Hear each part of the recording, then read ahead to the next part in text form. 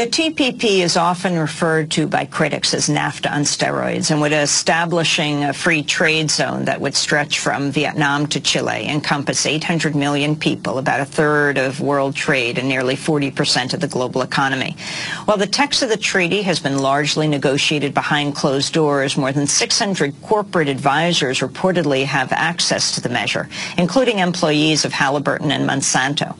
Well, for more, we're joined by Lori Wallach, Director of Public Citizens Global Trade Watch. Lori, welcome back to Democracy Now! Just explain what the TPP is. Well, one of the most important things to understand is it's not really mainly about trade. I guess the way to think about it is as a corporate Trojan horse. The agreement has 29 chapters, and only 5 of them have to do with trade.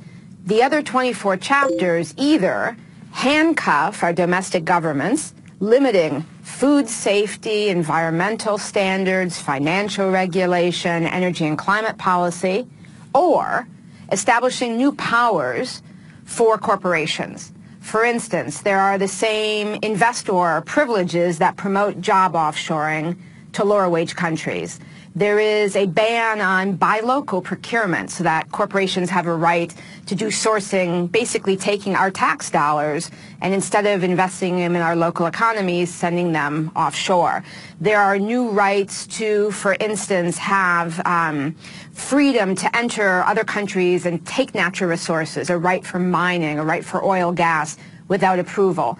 And then there's a whole set of very worrisome issues relating to internet freedom. Through sort of the back door of the copyright chapter of TPP is a whole chunk of SOPA, the Stop Online Piracy Act, that activism around the country successfully derailed a year ago. Let me ask you about a bill that didn't make it through Congress, but the question is it incorporated into TPP? And that's SOPA, the Stop Online Piracy Act. First, explain what it is and talk about where it fits in here.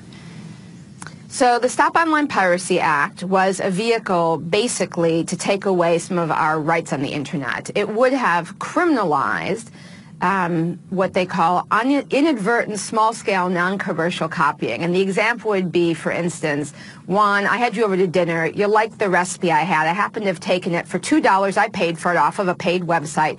And you said, Lori, can you send me that recipe? And of course, I said, yeah, and I sent it to you.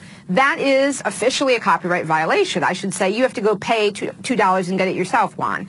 But in fact, it's small scale. I didn't sell it. It's not commercial. I didn't send it to a lot of people.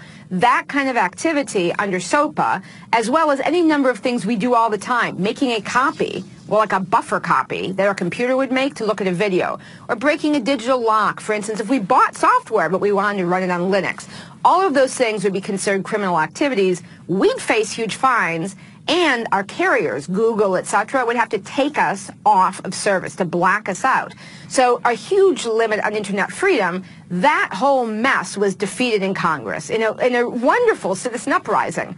A chunk of that is now stuck in the copyright chapter of SOPA, of TPP. So they call TPP son of SOPA. And in a lot of countries around the TPP region, citizens have fought to have good laws that actually provide them access and don't allow that kind of control. So that is a chunk. To give you an idea of how varied the problems are, that's a chunk of what is in there.